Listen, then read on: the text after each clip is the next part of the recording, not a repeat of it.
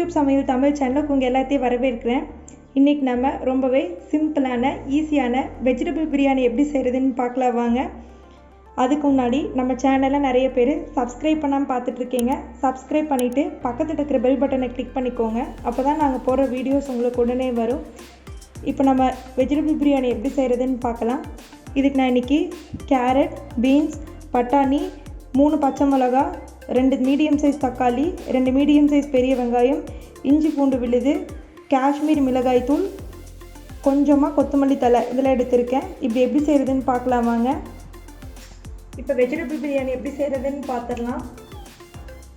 இப்போ ஒரு குக்கரில் ஒரு 2 டேபிள் ஸ்பூன் அளவுக்கு நெய், தேவையான அளவு எண்ணெய் சூடானதும் 2 பிரிஞ்சி இலை, 2 துண்டு பட்டை, ஒரு அன்னாசி பூ, 2 கிராம்பு, 1 டேபிள் ஸ்பூன் சோம்பு, கல்பாசி இதெல்லாம் ஆட் பண்ணிக்கோங்க. இப்போ இதில் நம்ம ஸ்லைஸாக கட் பண்ணி வச்சுருக்கிற வெங்காயம் நல்லா கலர் மாறுற வரைக்கும் வதக்கி விட்டுக்கலாம். இப்போ நமக்கு வெங்காயம் நல்லா வதங்கிருச்சு. இப்போ தக்காளி ஆட் பண்ணிடலாம்.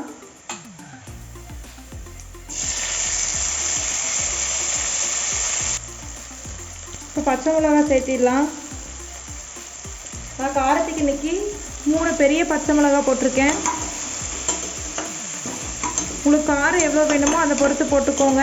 நான் மிளகாத்தூள்லாம் சேர்த்துல, வெறும் பச்சை மிளகாய் மட்டும்தான் சேர்த்திருக்கேன் காரத்துக்கு. இப்போ நம்ம கட் பண்ணி வச்சுருக்கிற கேரட், பீன்ஸ், பட்டாணி 3 ஆட் பண்ணிடலாம். இதெல்லாம் இந்த மசாலாவோட நல்லா கலக்கிற மாதிரி நல்லா வதக்கி விட்டுக்கோங்க. இப்போ நம்ம லைட்டாக உப்பு சேர்த்திக்கலாம். உப்பு சேர்த்து விட்டுட்டு நல்லா வதக்கி விடுங்க. அப்போ தான் இந்த காயிலெல்லாம் நல்லா உப்பு பிடிக்கும்.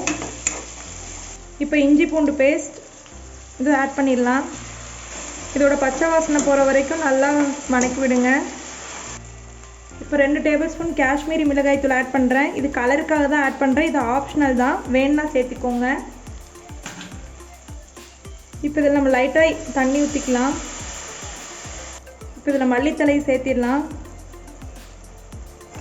இப்போ இந்த காய் இதெல்லாம் கொஞ்சம் நல்லா வேகட்டும். அதுக்கப்புறமா நம்ம ரைஸ் ஆட் பண்ணிக்கலாம். இதை அப்பப்போ வதக்கி விட்டுக்கிட்டே இருங்க, எல்லாத்தையும் அடி பிடிச்சிடும். நான் இன்றைக்கி 2 டம்ளர் ரைஸ் எடுத்திருக்கேன். ஸோ 4 டம்ளர் தண்ணி ஊற்றுறேன். நீங்கள் எவ்வளோ எடுக்கிறீங்களோ அதுக்கு தகுந்தாப்புல ஊற்றிக்கோங்க. நீங்கள் எவ்வளோ ரைஸ் எடுக்கிறீங்களோ அதை பொறுத்து ஊற்றிக்கோங்க தண்ணி. இப்போ நம்ம தேவையான உப்பு சேர்த்திக்கலாம். இப்போ உப்பு சேர்த்துட்டு நல்லா கலந்து விட்டுக்கோங்க. கொஞ்சம் கொதிக்கிட்டோம். அதுக்கப்புறம் நம்ம ரைஸ் ஆட் பண்ணிடலாம்.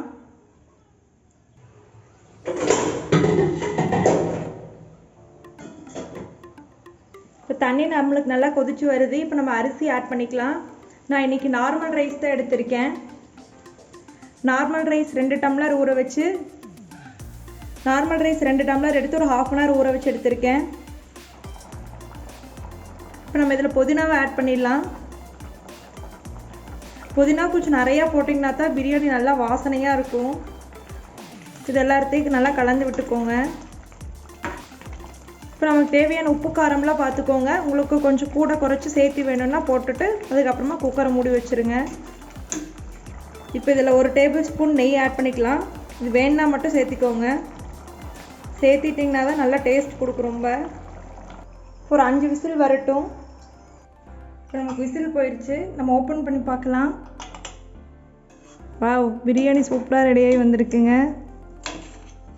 நீங்களும் உங்கள் வீட்டில் இந்த வெஜிடபிள் பிரியாணி எப்படி இருக்குதுன்னு செஞ்சு பார்த்துட்டு சொல்லுங்கள். மறக்காமல் யூடியூப் சமையல் தமிழ் சேனலை லைக் பண்ணிக்கோங்க, ஷேர் பண்ணிக்கோங்க, சப்ஸ்கிரைப் பண்ணிக்கோங்க. அனைவருக்கும் நன்றி.